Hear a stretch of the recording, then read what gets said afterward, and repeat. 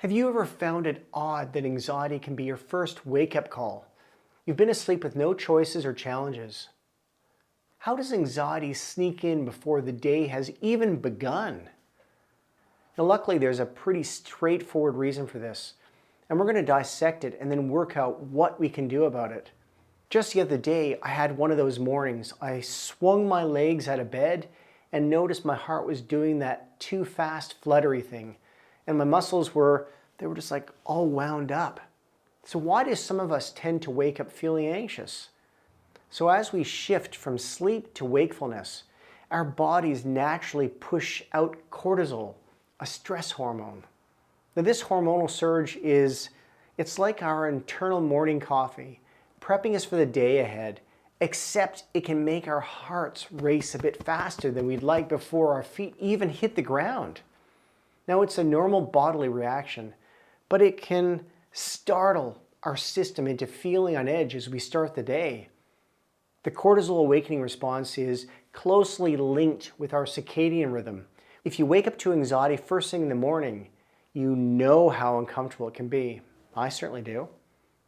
The cortisol it's like this internal alarm system, a hormone that your adrenal glands release when they sense you're up against stress or fear. Now, this happens to everyone, even those who usually just keep this sense of calm under pressure. Now, typically, cortisol peaks during the first hour after you wake up. It's why some folks just snap awake with such a surge of anxiety that it looms over the entire day. Others might find themselves stuck in bed, feeling frozen in place, while some just get so wound up and on edge that they're already rattled about the day's to-dos. Then there are those for whom this rush of cortisol triggers full-blown panic attacks or that unsettling sensation that one might be just around the corner.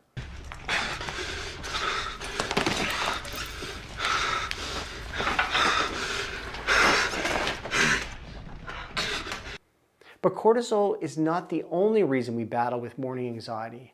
Some people also have a habit, almost like a morning ritual, but not the calming kind. It's when we wake up and immediately start searching for signs of anxiety. So we become almost hypervigilant. But this act of checking in for it and scanning for it is in itself steeped in anxiety. So you're anxious about being anxious. So we can invite anxiety into our day before it's even begun. One of the key turning points in my journey was realizing that anxiety isn't the villain. It's not a sign that something's wrong with me. It's more like a signal that something's on my mind or it just needs attention. Now, it had been a while since I woke up feeling that familiar, anxious stir in my body. But then there was this day not too long ago when I could just feel the tension, that unease again. So what did I do differently this time?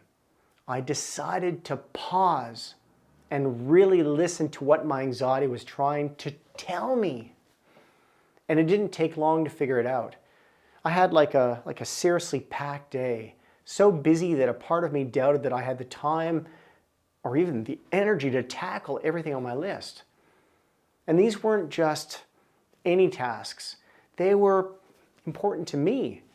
Some were commitments I had made to others, and some were like personal goals I'd set for myself. But the pressure I put on myself to tick off every item on that list was like just frankly overwhelming. The physical symptoms we often associate with anxiety, like a racing heart or tense muscles, are actually part of what's known as the stress response. Now, sensing what we think is a threat is our body's way of gearing up for action, the fight or flight or freeze mechanism. And we overload our to-do lists. It's like we're setting off an alarm in our system, signaling a potential threat. We might worry about disappointing others or falling short of our own expectations. And at that moment, I realized I needed to change how I viewed the day ahead. So I gave myself permission to not finish everything on my list. I immediately felt the pressure just lift by letting go of the need to complete everything. It allowed me to focus on one task at a time. And surprisingly, things started to flow more smoothly. My mind wasn't racing anymore. I was more present, focused, and as a result, more efficient. Now looking back, I can't tell you if I managed to finish everything that day, but you know what? That's okay. I learned that there's always tomorrow if something doesn't get done today. When I couldn't fall back asleep this morning, I came over here to watch the sunrise. And I saw all these people starting their day with such tenacity, such verve, all in an effort to make something of themselves. So let's get into 5 tried and true ways to manage your morning anxiety.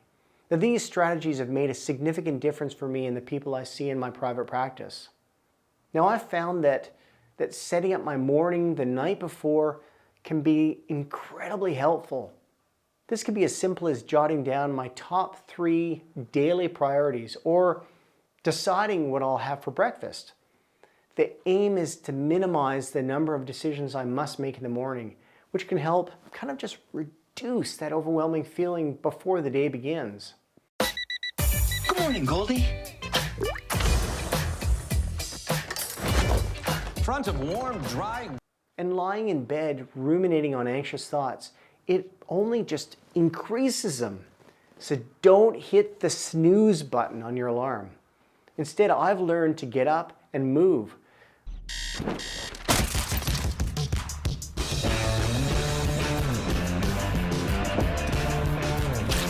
Whether it's stretching or a short walk or physical activity, it helps burn off some of that excess cortisol and shifts my focus away from my worries. Now, kicking off the day with a mindfulness practice it's seriously and genuinely transformed my mornings. Instead of jumping right into the digital world of emails and social media, I spend a few minutes, and I mean just a few minutes, simply being present. I tune into the rhythm of my breath, notice the sensations in my body, and observe any thoughts that pass by without getting caught up in them. Now, this quiet, intentional space, it helps me to enter the day calmly and centered, keeping anxiety at bay. Now, one, I think, really quite surprising strategy for easing morning anxiety is to adjust your environment. Now, upon awakening, I open a window to let in fresh air, or I change the lighting to something softer. This subtle change reconnects me to the natural world and gently aligns my senses to the day ahead. It's not just about what's happening inside us. It's our surroundings that can powerfully influence our inner state. And by creating an environment that feels refreshing and calm, we can set a peaceful tone for the rest of the day, which often helps keep morning anxiety in check. Transform your journaling into a mind-clearing adventure. Instead of just writing, try drawing a map of your thoughts as they arise. Connect ideas with lines using symbols or create clusters of different thoughts and ideas. Now, this visual approach isn't just about venting, it's about seeing your thoughts from a new angle. By mapping out the landscape of your mind, you can discover patterns, find solutions, and turn what feels like a mental maze into something that can be navigated. You can actually reach the destination, the journey. It becomes more enjoyable. Now, it's a creative and enlightening way to start your day with clarity and insight. Now, remember, not every morning needs to be flawless. The aim is to find simple ways to reduce the pressure and start your day with a sense of calm. Waking up feeling anxious doesn't mean something is wrong with you. It signals that your mind is focused on something important to you right now. And labeling your anxiety as bad or feeling the need to immediately get rid of it can actually intensify it Instead, approaching this anxiety with a calm curiosity and an openness to what's going on through your mind. Give yourself permission not to complete every item on your to-do list. Accept that you might not accomplish everything you planned for the day. Doing your best is often enough. The day ahead, it's unpredictable sometimes. You need to be flexible. Adjust your plans. And seriously, cut yourself some slack.